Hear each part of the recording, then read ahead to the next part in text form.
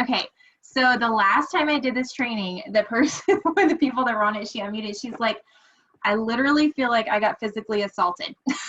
She was like, this one smacked me around a lot. So yeah, there's a lot in this one. It's a lot. It's a lot. So the way we're going to work through this, so this is all about taming the digital beast and maximizing efficiency. And so the way we're going to work through this is I'm going to give you the problems and then give you the solutions. And I kind of broke it up in the workbook where there's like 3 different sections. So because there's different problems and different patterns that we see with different things in the digital world, okay? And there's going to be some sciencey stuff in here because I think we need to understand behaviors so we actually understand what the heck is happening, okay? And I will read off my notes so I don't misquote the sciencey people. Okay, but before we get started, so you guys know, because I've talked about this before, when I was in the field, I was almost 100% virtual. I ran almost all of my parties online. It was rare that I had an in-person party. And so early on, I found myself swirling a lot, just all over the place, feeling like a ping pong ball. And so I really decided, okay, this has to stop. If I'm going to still be part of my family and still like interact with my husband and still have a life, then I've got to have, this has got to stop. And so it had to stop and there had to be a better way. And so what I did, you guys, I'm a huge proponent of this in every aspect of this business. Anything that you're struggling with, you become a student of the business in that area. So when I was struggling with recruiting, I became a student of recruiting. When I was struggling with bookings, I became a student of bookings. And so I kind of like to say I bathe myself in whatever it is. I listen to podcasts, I read books, I read blog posts, listen to trainings, and just really like absorbed as much as I could so that I could master that area of my business. And we don't really think about efficiency and productivity as being part of your business, but it really, really is, especially when you've got, you know, especially when we're all on Facebook, let's just be honest. Okay, we're all on digital and we're all running around like crazy people. So this is really where this has to come in, is we have to really focus on being productive and efficient with our time. And so there are 2 different words when we think about this. And so the first one, when we think about it, so productive versus efficient. And so productive, this is, I hate the definition of this word, but it's the having the power of producing. I'm like, I hate when they use the word as part of the definition of the word. It makes no sense. So the power of producing, so you're generative, you're creative, you're giving rise to something, you're making something happen when you're doing some stuff, when you're productive. But efficient, I want you to listen to this. Webster defines efficient as performing or functioning in the best possible manner with the least waste of time and effort. Okay, so performing or functioning in the best possible manner with the least waste of time and effort. So efficiency takes productivity and like ramps it up a notch. Make sense? So everybody can be productive given enough time, but not everyone can be efficient, right? We all leak time in places. And guys, I'm guilty of this. Like, don't think I have all my systems totally nailed down. I was just telling our mastermind group that, our leadership mastermind group, I'm like, it has taken me way too long to hire people in my business. So I was leaking time all over the place doing stuff that I really shouldn't be doing, that I should have hired someone to do a long time ago. And so I'm finally like kicking my butt because I'm, you know, kicking myself because I should have done it a long time ago, because that would have been a lot more efficient than me trying to learn something and instead of delegating it to someone else. So it's my personal belief that when you really become a student of efficiency and you become efficient in your business, that's really where you start to set yourself apart from everyone else, and you start to control your time and what you're truly capable of doing. It's also my personal belief that the digital world and all of its pros and cons, you know, that we're going to cover, they're robbing you of your effectiveness in your business because you aren't as efficient as you could be. So therefore you're more tired, you have less time for the things that actually matter, and you just aren't getting where you want to go in your business because you're not efficient. And everyone, as we kind of move through these, everyone's going to have like their pet time waster. They're going to have that thing that's going to be like, oh, why'd you have to go there, right? So you're going to feel the sucker punch for something that I say tonight, and that's okay. I am, as you guys know by now, I am unapologetically direct. It is my heart that I want you guys to grow, and I want you to be more efficient, because that's really, I don't want you spinning your wheels on nonsense when you could be spending that time with your family, or you could be spending that time actually growing your business, okay? So we're going to tackle 3 big areas for increasing your efficiency and getting your digital world under control. Like I said, we're going to do the problems first, and then I'm going to offer some solutions for each one. And we're going to tackle the elephant in the room on the first one. You guys ready? Social media. Let's go with that one first, okay? So let's talk about the dopamine effect. So this is where it gets a little bit sciencey. I promise this is the only one that gets sciencey, okay? So dopamine, you've probably heard of the dopamine effect, and you're probably familiar with a little bit with dopamine, but it's a chemical produced by our brains that motivates behavior. So I want you to keep that in mind. It's released when we take a bite of yummy food, when we have physical pleasure, after we exercise, but more importantly, it's when we have positive social interactions, okay? See the connection? So when we have successful social interactions, dopamine is released. It rewards us for those beneficial behaviors, and it motivates us to repeat them. So our brains actually have 4 major dopamine pathways, and they act as highways for chemical messages called neurotransmitters. And 3 out of 4 of those are reward pathways. So our brains are wired to reward us, is what it is. And they're responsible for the dopamine release in various parts of the brain. So they work to reinforce that connection between a particular stimulus or behavior and that feel-good thing that follows, okay? So every time a response to a stimulus results in a reward, in a reward, the associations become even stronger. So positive social stimuli gives you a similar hit of dopamine as it's been compared to the dopamine hit that you get when you play slot machines or when you use cocaine. It's that strong, you guys. I'm not kidding. This is from Harvard. This was Harvard studies. Okay, so I'm not making this stuff up. These are smart people. And this is a statement from Harvard. Smartphones have provided us with a virtually unlimited supply of social stimuli, both positive and negative. Every notification, whether it's a text message, a like on Instagram, or a Facebook notification, has the potential to be a positive social stimulus and a dopamine influx. Okay, so let's break that down into layman's terms. Okay, think about this like you're training a new puppy. You got a new puppy and you're training the puppy. You ask the puppy to do something, puppy does what you want it to do. You give the puppy a treat, right? So he wags his cute little tail and you keep repeating the cycle until the behavior is just part of his everyday routine, right?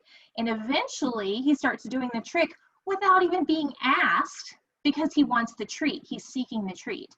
We do the same thing with social media, you guys. How many times do you pick up your phone looking at notifications? Or how many times do you hop over to Facebook to check something? It's the same thing. We've had that dopamine hit so many times in our brains that we're wired to go seek the behavior. We're wired to go seek the thing. We're wired to go find it. So everything, every single time something positive happens on social media, all that happy juice gets released. And then we keep going back to social media for another hit of the happy juice, okay? Is this making sense? I know it's super sciencey, but that's okay. Now, so we're constantly checking and rechecking because our brains are physically seeking out the rewards. And now, before you guys swear off social media, that is not what I'm saying. I don't think you should give up Facebook and Instagram, and I don't think that's the answer. But we live in a very virtual world, and there's just no way around that. So what we have to do is we have to educate ourselves on what is actually happening inside our bodies and how we can actually change the behavior, okay? So that's the first one. The other thing is no time boundaries. That's the second problem with social media. There's no time boundaries. So my son was, he was studying last year when I first developed this training, he was studying ancient Rome, and we were reading a book called City. And it's all about how Roman engineers built cities. And I was looking at this thing, and so the engineers came in and they made very clear boundaries, but they built the wall first. And it was several feet thick. It was really high. And I thought, oh my gosh. So I was reading this with him, and I was working on developing this, and I realized this is what we need in our businesses. We need walls, really big, thick ones, because we don't have any time boundaries, okay? So when you think about those ancient cities, so they had these really big walls. It was mostly walls, and everything else was crammed in the middle. There's only a few gates to let things in. There's portcullises and there's towers. And what does it look like? What does it look like when someone tries to climb the wall? They get shot, right? That's like people were on the wall defending the wall. So this is the same thing we kind of have to do with our time, you guys, is we have to think about how big of a wall am I going to put up, and how big of a boundary am I going to put around my time and around my business and around my family? Like, how am I going to do that? Because you do have to build really big walls. And when you look at your time, there has to be clearly defined lines that just don't get crossed. If someone tried, like I said, if somebody tried to cross the wall and get into the city, they risk being killed. So we have to have that same sense of urgency and that same sense of importance when we're dealing with our time. Because guess what? You let the bad guys into the city and the city falls. You keep letting people into your time and stealing your time, everything falls apart, right? So it's the same. We don't get that time back. You could rebuild a city, but you don't get that time back. So let's talk about how we do this. Okay, so first of all, solution. Turn off notifications on your phone. Turn them off, okay? Turn off notifications on your phone, your computer. Remove apps that you don't use, okay? Even if you do use them, you might need to remove them. All right, and then you guys only have windows open for what you're working on. So if I'm not working in Facebook, Facebook is not open. And you guys, I know that browsers, sometimes mine, when I got my new computer, it kept like sending me all the Facebook notifications. I'm like, make it stop. So there are settings in your browser where you're gonna have to turn that off. I do have Facebook and I have Messenger on my phone, but there's no, I have notifications, but I turn the notifications off. So there's no number sitting there. I have no idea. I have no idea how many people have messaged me. I have no idea what notifications are sitting there, because I don't want Facebook or Instagram or Messenger to decide how I spend my time, okay? And I also don't want to be tempted when I look at my phone to respond to my mom texting me or something. I don't want to be tempted to go scroll through Facebook, right? That's where we get those time leaks, because I'm like, oh, did somebody comment on my post? Let me go check it out. Did somebody do this? Did somebody comment on my party? Did somebody place an order? Like, what's going on? Emails are really bad when we're gonna dig into email too. So I want you to remove it. Just remove the temptation. And I will tell you, when you first do this, you may find yourself reaching for your phone just out of habit. Or you may find yourself checking on Facebook just out of habit, okay? Because we've been so used to doing that. So remove any temptation, all right? This takes time to break. And then stop the scroll. So my favorite way to stop the scroll, and some of you guys already know this because I've worked with you one-on-one, but bookmarks. You guys, bookmarks are magic, and I'm gonna show them to you really quick, okay? So I'm gonna share my screen really fast. So all of you guys are virtual consultants, right? So when you go into Facebook, what happens? Where do you go? You like click, you go to Facebook. So I'm gonna type in Facebook. But the problem is I go in through my home screen, right? So I've got all this nonsense, all the stories, and I've got all this like, okay, you know, people commenting on my posts, and I've got ads. I've got all this crazy stuff that's showing up. But where are my parties? I gotta start searching Facebook to find my parties. Okay, Jennifer's, like I gotta start searching, right? But the problem is if there's a cute puppy anywhere on this feed, I'm gonna scroll and look at the puppy, right? Or I'm gonna scroll and look at the baby. So here's the workaround, you guys. So I'll give you, let me go to my membership group and I'll show you. So let's pretend that I want to, actually I'll just do it this way.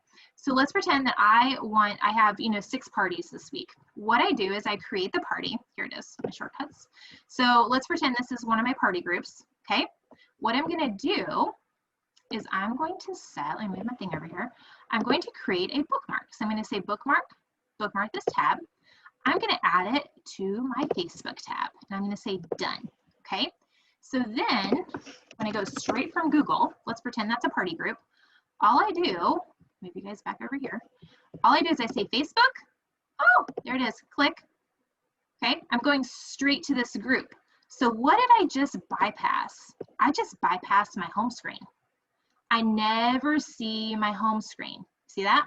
So what I did, you guys, I had a Facebook folder, and I had current parties. I had all the groups that I was involved in. I had my team group. I had everything bookmarked, all the places I want to go on Facebook. Now, I also use this for other things because guess what? It's hard to remember like all your banking stuff and all those other websites that you visit. So I just put them in different folders. I have a homeschool folder, having courses that I'm enrolled in, banking, business, all those other things. And then the things that I do most often, like my Google Calendar, I just click that. That's all I have to do.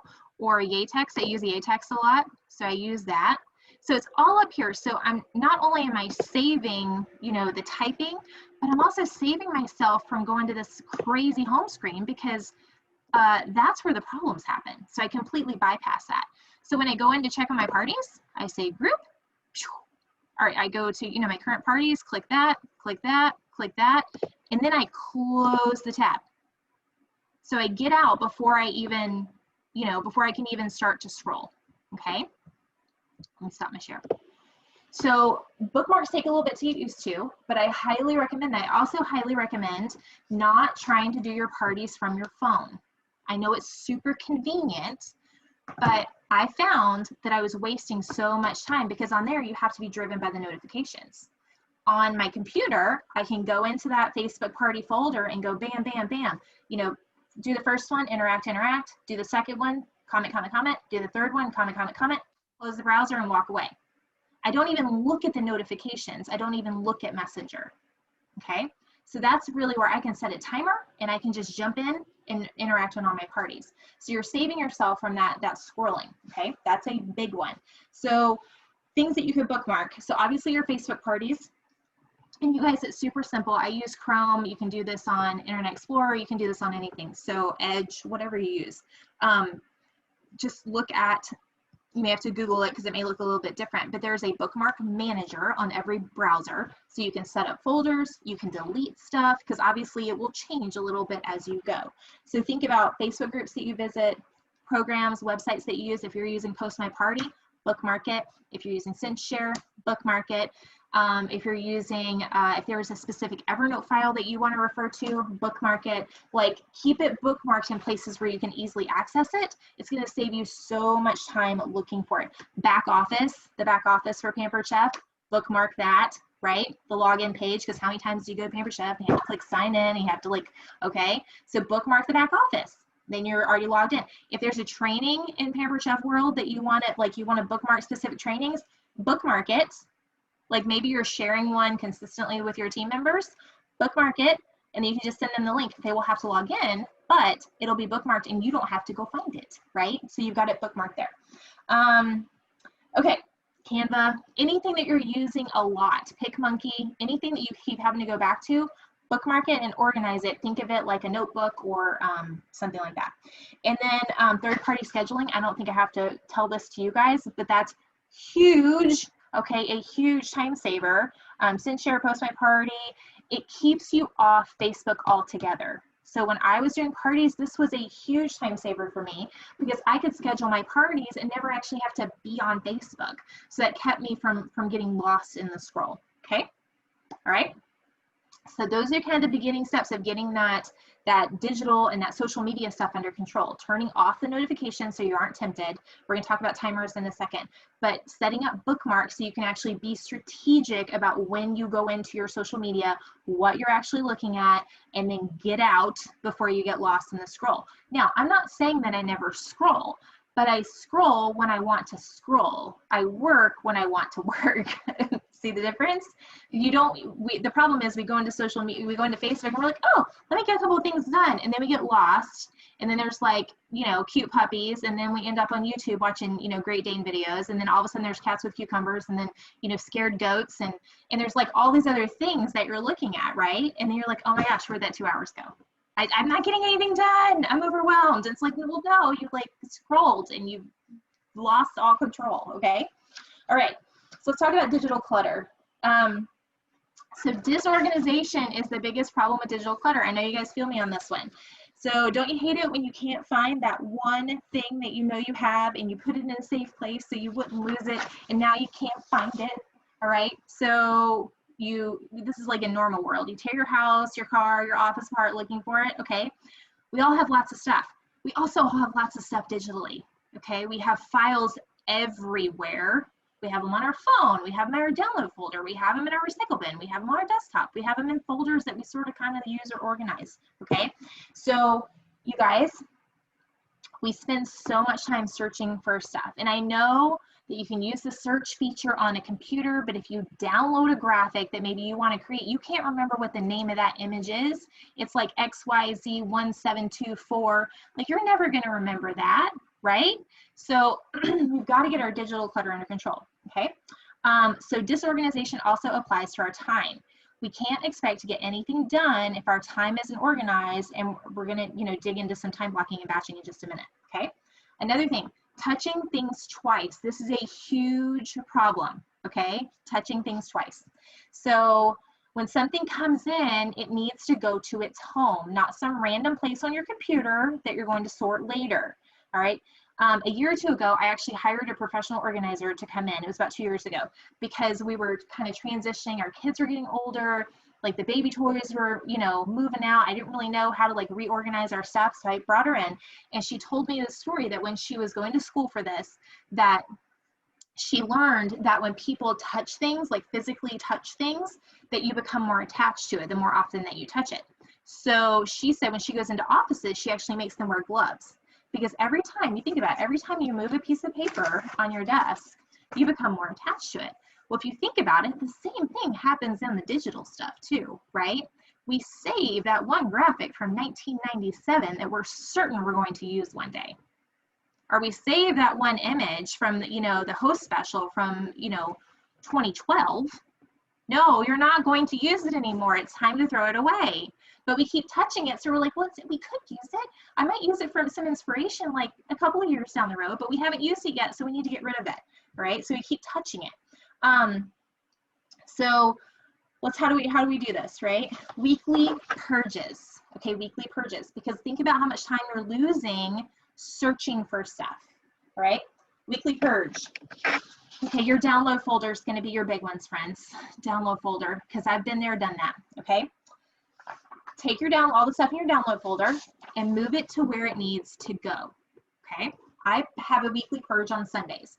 So every Sunday, I look at my download folder and I say, okay, where does this need to go? And I go and I put it in its little homes on my computer. If I don't need it, I delete it. If I don't need it, it goes in the trash. You don't keep junk mail around your house, do you? I hope you don't, because that's just crazy. So you want to get rid of the junk mail, right? We don't want to keep that. We don't want to keep the junk images or the junk training or the stuff that we're never going to refer to again. So your download folder needs to be cleaned out once a week. Your desktop also needs to be cleaned off once a week. Before I started this, you guys, my desktop, it was rowdy, okay? My husband's like, how can you find anything? I'm like, I store everything on my desktop. It'll be fine. But I didn't realize how much time I was losing trying to find stuff. So once a week, my desktop gets cleaned off. Everything gets moved into a folder, and then the rest of it gets deleted because it doesn't live there. The desktop and your download folder are not storage systems, okay? All right. So you want to use naming rules to keep stuff organized. So if you've got, like, if I have a coaching client, or if I have a, something, I always start with the month, and then I start with their name. Or I start with, if I'm creating, content for my Facebook page, I say 09-20 Facebook page, or 09-20 membership group. So I have naming rules. Next month it'll be 10-20 or 11-20. So come up with naming rules so you can easily find your stuff. Now, if you've got a ton, like thousands or hundreds of files sitting on your desktop or your download folder, go ahead and create a dump folder and throw it all in there. Just like wipe the slate clean and start fresh, okay? Because you're gonna spin your wheels trying to clean all that up, and I don't want you wasting time cleaning it all up. You can do that in your free time, all right? Because what you might discover is 6 months from now, you haven't looked at any of those files, so you probably don't need them. You probably don't need them, okay? So go ahead and move everything to a dump folder out of your download and your desktop, and just move it on out. And then set a day each week, whatever day that is for you. Maybe it's Friday, maybe it's Sunday, Monday, it doesn't matter. Pick a day and set a reminder on your calendar that says, okay, clean off desktop, clean up download folder, okay? All right, the other thing, oh, I missed this one, hold on. Oh, we encourage, okay. Oh, and then email systems, sorry. So email systems, let's talk about email. So a huge area for digital clutter is email, all right? Listen, let me give you some stats on this one.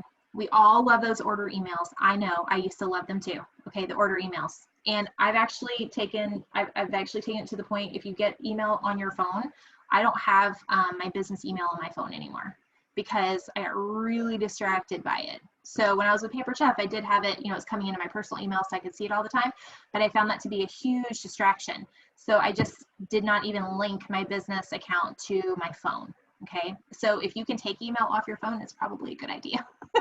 Okay, and then when you're just sitting at your computer, you can deal with email. All right, so we all love the order emails, since you can respond to it right on your phone. You're constantly refreshing to see if that one host has finally got her stuff together and got her order submitted, or what about the girl that said she was going to sign up last night? Where is that email? Right, we're just like constantly checking.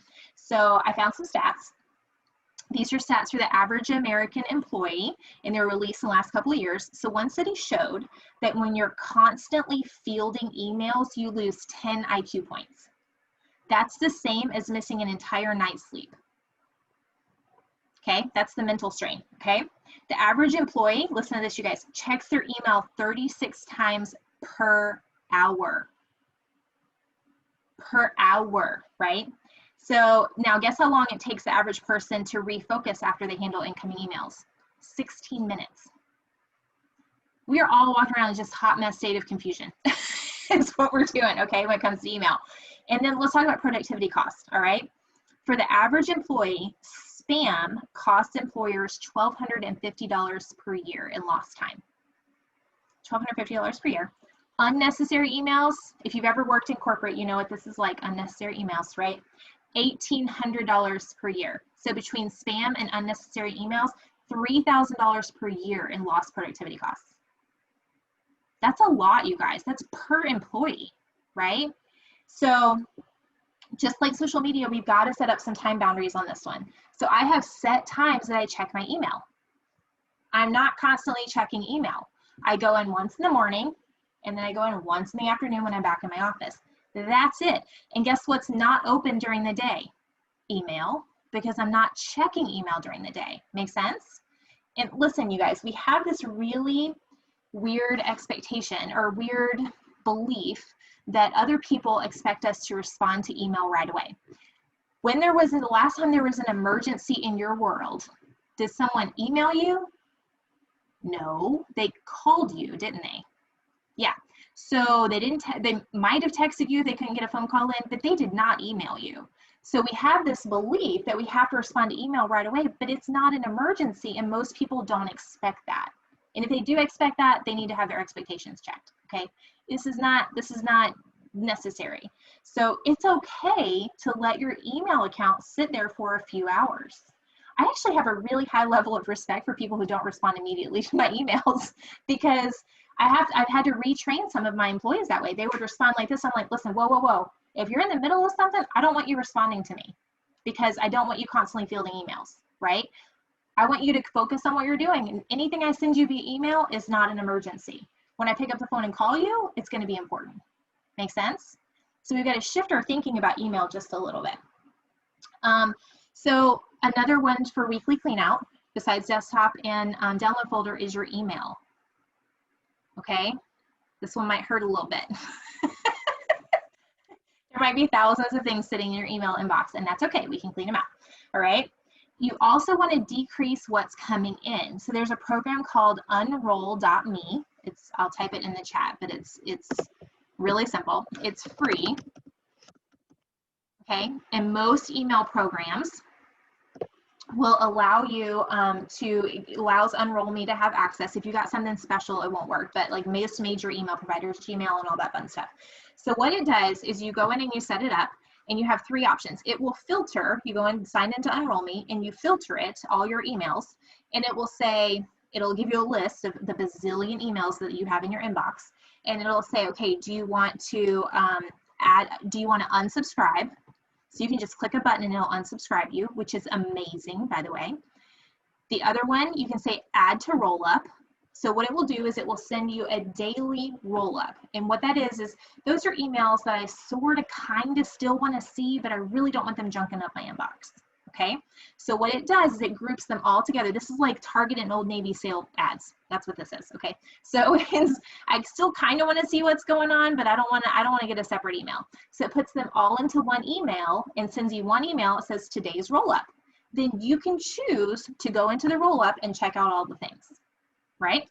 And then the other one you can choose is keep in inbox. So if I want to keep it in my inbox, order emails, obviously communication from Pampered Chef, important stuff that I still want as a separate email, I just keep it in my inbox. And then every couple of weeks or so, you go back into Enroll Me, it finds all the crap that got subscribed to you somehow, and then it adds it. You can decide what you want to do with it. But you limit what's coming in. The first time I did this, you guys, I was like, where are all my emails? Like, what just happened? Because it decreased so much the number of emails that were coming in. You don't realize how much stuff you're having to filter through. So then once you have the number decrease of the junk that's coming in, what you can do is set up folders and filters on your email, just like a filing cabinet. So most email programs will allow you to do this. You'll need to Google how to do it on yours, but set a filter. So everything from Pampered Chef automatically got sorted to my Pampered Chef folder. Everything that comes in that says order got filtered to an order folder. Everything, like when I was an exec, everything that said executive, because they would send us weekly emails, got filtered to executive folder. So everything gets filtered. Everything that says Cub Scouts goes to a Cub Scout folder. So you can filter by sender, you can filter by subject, you can filter by keywords, but set up these filters, and that way it automatically goes into the folder, so your inbox stays fairly small, and everything else is just sitting in those fancy schmancy folders. Then you can say, okay, I'm gonna go check on all the Cub Scout stuff. Let me click on this Cub Scout folder and see what I've got. I'm gonna check on all the orders that have come in. Let me go check on those. So it helps you filter your time a little bit, so you're not weeding through all the noise that's in your inbox, okay? So set up filters and limit what is coming in. If you've got a crazy amount of emails sitting in your inbox right now, go ahead and create a dump folder, just like your desktop and your download folder, and just throw it all in there, okay? I also have one that I really like to use, or I have one. It's called Needed for the Next Month. So if we've got travel plans, or we've got things that I just need to keep for a short period of time, like travel confirmations or anything like that, I throw it in that folder because I don't necessarily want to filter it. You see what I mean? But it's something that I do kind of want to keep my eye on. I don't want it to get lost in my inbox. So the goal is to have a 0 inbox. Okay, once a week, get it down to 0. All right? Okay, now let's talk about calendar management. All right? Distractions. Distractions are the problems with calendars. All right? So that same study that I mentioned earlier about emails said the average employee has 56 interruptions per day. You guys, that's 7 per hour, or 1 interruption every 8.5 minutes. It's no wonder we're all crazy, right? That's a lot of distractions. If you have kids, it's probably double that, okay? Trust me, it's like every 4 minutes you have a distraction. So this one was really driven home to me when I finally got an office. So most of the time when I was in the field, I worked from my dining room table because I was naively thought that I could work there and it would be fine, right? But when I actually put myself in my office, I was like, oh, I could close the door. Nobody was saying, Mom, I need a snack, or Mom, can I watch TV, or Mom, can I have this, or can I have that? So once my kids were old enough, I was able to just step into my office. Now, if you can't do an office, it's okay. What you can do, think about your workspace right now. What you can do is I threatened to go into my closet sometimes. I was like, I'm just gonna send office stuff in my closet if you don't let me have an office. So you could just turn your desk to a wall, just so you're not seeing the laundry and the dishes and everything else. You're only focused on what you're working on. So just find a corner that you can stick a little corner desk in. It doesn't have to be fancy, you guys. It really doesn't. But find a space where you can get rid of all the distractions from your home, okay? So, just normal house stuff when we're working from home, that's distracting, but you've got phone calls, you've got messenger, you've got email. So when I'm working, my phone is on silent. My browser tabs, like I mentioned, are only open to the things I'm working on. If I'm not responding to email, it's not open. So when you sit down to work, whatever the task is that you're working on, every other thing needs to be closed. until I'm ready to tackle that task. It's going to feel weird at first. It's really going to feel weird. My husband is notorious for this. He has like 72 tabs open at any one time. And I'm like, oh my gosh, you're giving me heart palpitations. Like, what are you doing? He's like, well, I'm doing all these things. I'm like, no, you're making me crazy. So, and he tends to be pretty distracted. So don't leave all the tabs open. Open only what you're working on and then shut it down, because remember, you've got it bookmarked. You can open it back up with just one click. Okay, it's super, super simple. Another thing, let's see, another thing with the calendar management is our inability to say no. Some of us are people pleasers. Let's just be real for a second. All right, some of us are people pleasers, and you know, you have serious cases of FOMO. I've had that before. So we fear missing out on anything. So we want to be involved in everything. Okay, but this goes back to putting boundaries on our time. So what you want to do is, if you struggle with this, I want you to set your default answer to no. Okay, just say no, let me consider it. Or you could, if you don't want to say no, just say, you know what, let me think about that for a day or two. You don't have to say, you guys, if there's a new training program or a new this or that, take your time to really ponder, does this fit with my goals for my business right now? Is this really important for me to do right now? And if it's not, you guys, it's totally okay to say no, because what you're doing is you're letting something else into your calendar, you're letting something else over the wall, which means you're having to say no to something else. And the thing that you're having to say no to may not be something that you really want to say no to. Okay, it could be to your kids, or it could be to your, you know, your husband, or it could be to a vacation, or, you know, something else. So you really have to consider, and if this is a struggle, go ahead and just set your default answer to no. Okay, so after we get done tonight, I want you guys to look at all the activities that you do and ask yourself, does this align with my goals for my business and my family? And if it doesn't, it's okay to get out of it. Okay? That volunteer organization is going to function just fine, right? That other thing over there, they'll be all right. Okay, they'll find somebody else to do what you're doing. Okay? It's okay to say no, you guys. It really is okay to put those boundaries up and to say no. Because like I said, if you're saying yes to that, you're going to have to say no to something else. It doesn't matter what the opportunity is. If it doesn't match your business goals and the goals for your family, it doesn't get let over the wall. Okay, you just shoot it down, right? The inability to say no. So our team and other people who are demanding our time via messenger or customers or anything like that, you guys, we just say stuff like, oh, let me hop over real quick and I'll show you, or let me just shoot you the answer to that real quick. Okay, you got to hit the pause button. Okay, just hit the pause button. You're not a vending machine. You don't have to respond to everybody immediately. It's okay, right? So just say no. Let's see. And multitasking. Let's talk about this one. This is a super fun one. Too many things on our calendar. We're multitasking. I'm going to do 17 things at once. One of my favorite books on efficiency is Eat That Frog by Brian Tracy. It's a very easy read, and it's little snippets, little chapters, so you can actually go back and use it kind of as a reference. And he says in the book, some people believe that they can engage in multitasking, going back and forth between important tasks. But people can focus on only one thing at a time. What they're doing is called task shifting. They're shifting their focus back and forth, like swinging a searchlight from one object to another. The same thing we're doing with social media, you guys. We're swinging our lights back and forth from one thing to another, which means we're not actually focusing on one thing, okay? Now I know that you can listen to music and run at the same time or stuff like that. This is important tasks that I'm talking about. When you're trying to answer questions, and you're trying to set up a party, and you're trying to, you know, talk to your kids, okay? So another one, aiming for perfection. Okay, if I have any perfectionist friends in the group, I'm a recovering perfectionist, all right? So we spend way too much time doing that one thing, okay? This is my personal time waster. I am a perfectionist, and so I spend way too much time, like trying to make sure a graphic looks just right. So I move the font over 1/8 of an inch because it looks much better when you move it over 1/8 of an inch, right? Or wait, I don't like that stock photo. Let me go find 15 other stock photos. Let me find the perfect one. Meanwhile, it's only going to be seen for 24 to 48 hours, and I just wasted 30 minutes on one stupid graphic. Like, this makes no sense. So you guys, perfectionism has to go, okay? So we prefer, perfectionists, we prefer order and organization. We tend to be really good at creating systems. We're focused, we're driven, you know, be diligent, possess a strong work ethic, but we perfectionists everything to death, okay? So you got to give yourself permission to be imperfect. Give yourself permission to be imperfect. Give yourself permission to just be done, okay?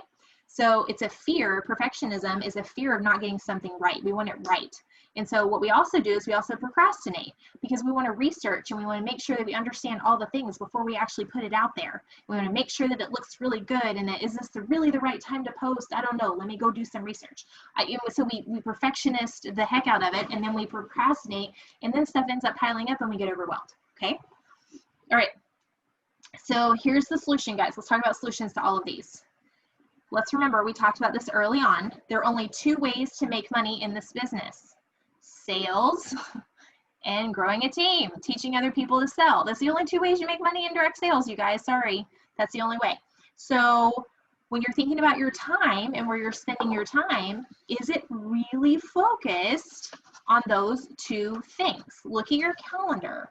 Are the things on your calendar really focused on those two things? If they're not, then they probably need to be off your calendar. They probably need to get a no for right now, okay? Most of your time should be spent on your personal business if you're a leader, okay? Most of your time should be spent on your personal business. Another thing, Wendy knows what I'm going to say on this one. So another way you can help with your calendar is the Pomodoro technique. And this, you guys, changed my life when I finally got latched onto this. I heard it a few times, and I was like, nah, nah, nah, whatever. It was like in one ear and out the other. But then when I really started using this, my efficiency went through the roof. So the Pomodoro technique is very basic. You set a timer for 25 minutes. I use my phone. My phone now recognizes when it's time for me to set another timer. It's like, do you want to set another timer? And I'm like, yes. Okay. So I hit the little thing and it sets another timer. So you set a timer for 25 minutes, and then you work on one task for 25 minutes. Right? So if I'm checking email, I'm responding to all the emails and I'm cleaning it out. If I'm checking on parties, I'm checking on parties. And then after the timer goes off, I take a quick 5-minute break, get some water, go to the bathroom, pet the dog, you know, move around a little bit. And then if it's still my work time, I set another 25-minute timer and I go to work on something else. Maybe it's creating party graphics, maybe it's doing booking follow-up, or maybe it's doing host coaching messages. Whatever it is, I'm going to go focus on that one thing or type of thing for 25 minutes, okay? So what does this do? Well, it keeps you very focused for a short period of time. So even if it's something that you don't like to do, okay, you can do anything for 25 minutes. Because let's face it, who really likes to do follow-up? You know, I like the results, but I really don't like the activity. You know what I mean? Or who really likes to schedule posts? Like, come on. So I can set a timer and I can, so what I'm doing, a couple of things. First, I'm being focused on that one thing. It keeps me from scrolling and like checking other tabs that could potentially have gotten left open because I'm just so heavily focused on that one thing. It also makes me work super, super fast because I only have 25 minutes to complete that task. I know in my schedule, because I've only got this much time blocked for it, I know in my schedule, I can't keep working past this 25 minutes. This is the only 25 minutes I have to work on this thing. So I work super, super fast. For my perfectionist friends, this is super helpful because it doesn't allow you to procrastinate on anything. You know you've only got this much time to pump this stuff out, so you just get it done. It's going to have to be good enough, okay? So try the Pomodoro technique. If you're competitive like me, this is really good because you're competing with yourself. You're like, oh, I can totally beat this clock, and I'm watching and like, okay, 30 seconds. And you're just plowing through the whole thing. So it makes you get more done in less time because, again, short, focused bursts. And it also is less strain on you mentally because you've got those short breaks built in. So you don't feel as fatigued. It's like the Galloway method on marathons, if you guys have ever seen that. It's a run-walk method. And so you walk out of the marathon not feeling, you know, not feeling half bad because you've rested in intervals throughout the marathon, okay? Okay, time blocking. So let's talk about this really quick. So one thing I like to do is I like to theme my days or batch, and I like to time block. So if you're thinking about your your schedule, you want to group like activities together. So if you're creating party content, let's say you're creating a new party for October. You want to create new content. So one day a week is going to be my content creation day. So I'm in kind of content creation mode, you know, for my work time for that day. Or if you're a leader, one day of my week was always team coaching day. So I'm in coaching mode that whole day. I'm not trying to flip back and forth between creating an outline and then coaching call, and then, oh, let me go respond to email and then a coaching call, and then, oh, let me go create some more party content, because it's causing our brain to flip back and forth. So I found if I batch my days and I kind of theme my days, then it makes me much more efficient. So here was how my schedule went. So Monday and Tuesday were always team days. That was always when I had to team. I had a pretty large team, so my days had to increase. So that was my coaching days, okay? Wednesday, Thursday were my personal business days. So those were always the days that I was doing heavy follow-up and heavy prospecting. I didn't schedule coaching calls. I didn't schedule necessarily host messages. I didn't schedule team trainings. That was my personal business day. That's when I was really invested. I would do content on that day. I would, you know, schedule stuff for my VIP group or my business page. That was when I was heavily working on my own personal business. And then Monday, Tuesday, I knew that was when I was developing training for my team.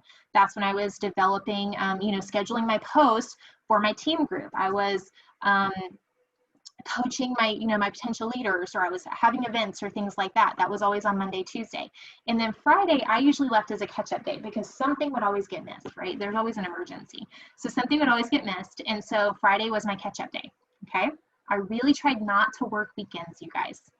It can be done. It can be done, okay? So when you're thinking about your time, think about theming your days. When are you most productive early in the week? Well, that would be a good day to schedule, you know, something that takes a little more brain power, okay? By Friday, you guys, I'm spent. Like, I am literally spent mentally. So it's not a good day for me to do coaching calls on a Friday.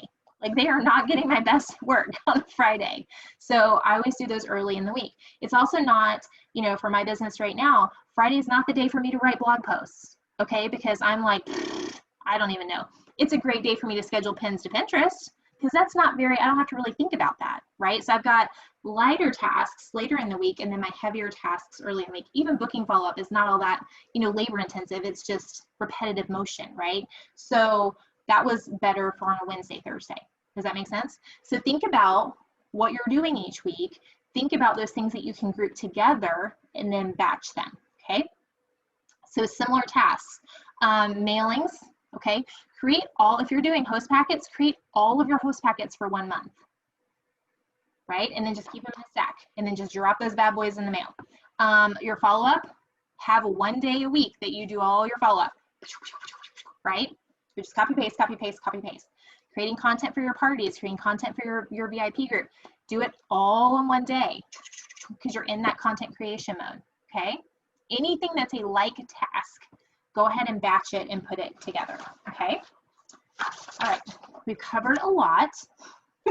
Does anybody feel like they've been personally assaulted? Okay, that was what happened for Wendy's like, yes, you stepped on my toes. Okay, so what questions do you have? Because we've got some time. It's a lot to cram in there, but what questions do you have? What are you still trying to noodle through? What are you thinking about? I have a question. Okay, the email stuff definitely is overwhelming because I see it in multiple places. So if I get it organized like in Outlook on my computer with rules and folders, then on my phone, it still is like explosive. So I would take it off your phone. Sorry. I know, that would be lovely, except I often do have to work on the fly. So okay, so let me ask you this, Jennifer. I'm going to challenge you on this one. So what do you actually have to work on email on the phone, on the fly? Because email's not an emergency. Okay, so what I mean by that is if I have to wait until the end of the day to do all my email, I will get even less sleep than I get now. So if I'm waiting, you know, in line for something and I can handle the response to the school about this or reply to a customer about that, I can get it done in the little pockets I have when I can't physically sit here. Okay, so I would How are you away from home a lot? Is there a lot of days that you're just completely gone from your house though? Not like the whole day long, no. I'd still get rid of it then. I It would mean, definitely be a big change for me. yes, because if you think about it, even if they have to wait 4 or 5 hours for you to check email, that's not that long in email world. No, I think that unroll me idea is a good idea because, of course, I have so many things coming in that it's hard to get to the things that are Yes, critical. So yes. if there was a way to narrow it down, I mean, I even have separate email addresses like for home stuff and Girl Scout stuff and work stuff. Oh gosh, no. Okay. Yeah, that's a lot. Yeah, I would probably, I'd be tempted to get it all off of my phone. Mm-hmm. And if there's the stuff that's really critical, okay, customer responses are not critical. Let's just be real about that. Okay, let's Right. just be real. They can wait a couple hours. So sorry, I'm just now getting in my office, They're not going to care as long as it's within 24 hours, right? So I would get your PC email off of there for sure. And then the critical things, it's like your kids' school and stuff. So maybe leave your personal one on there, but everything else comes off. Girl Scouts, I know you're in Girl Scouts and stuff. That's not an emergency. No. Yep. Yep. That goes to your laptop or your computer. That's what I would do. You may feel like Jennifer 3.0 after that. Like, what just happened to my If I didn't open my time? phone and have 20,000 unread email and yeah, I mean, it would definitely I think I've turned off notifications, but not completely. I think that's my challenge, is that I think I have stuff off and I think I'm going to sit down and do this for 25 minutes, but I am so your husband. I have 72 tabs open because even though I bookmark stuff, I'm like, well, if it's open, I'll remember I have to do it. And that's Okay, not so maybe it's more task management. So when you're looking at your tasks, do you have some sort of task management system? What do you use for task? Like if something, okay, so here's an example. So if I get an email about something that needs to be handled, I just flag it with like a number 1, or I just highlight it. I use Firefox. No, I'm sorry, Thunderbird. So so I can mark it as important, and then I know to go back to it later. But I also, once a week, when I'm creating like my to-do list for the week, I go in and I look at all my things and I just create a task list. Mm-hmm. So are you using some sort of task list to make sure you don't miss anything important, or could you flag it somehow so you don't have to keep it open? I do not currently do that. So I have like my top 3 things for the week. I've been trying to do that. And then I have like the broken down, like little things I have to do, host coach for this, or post, manually schedule this post, that kind of stuff. But I do feel like I'm going to forget if it's not sort of open or in front of me, which means there's way too much open and in front of me. And so then I think I'm sitting down to work on a party, but something else is open and it distracts me. Okay, so I would definitely think about how you can create some sort of task list as opposed to keeping all of that open.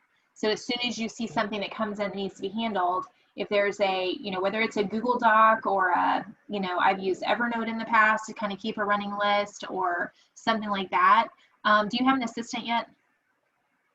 Okay, so that's something that you probably want to think about in the next few months. They don't cost a lot of money, but they do help a lot, because that's something you could just forward to someone and be like, take care of this. Yep. You know what I mean? Yeah. And then you don't have to keep it open. Because I think that whole idea of like, I wanted to not have so much paper. So I started using like Wunderlist or Google Calendar, and I can't seem to find like which thing works well, because it like doesn't remind me, or I forget, or I, like on the Google Calendar, I'll make it an event because I want it to remind me, and then the event goes by and I don't do it. So then I just can't seem to get which system is going to be in my face when I need it to be in my face, and then not when I'm working on something else.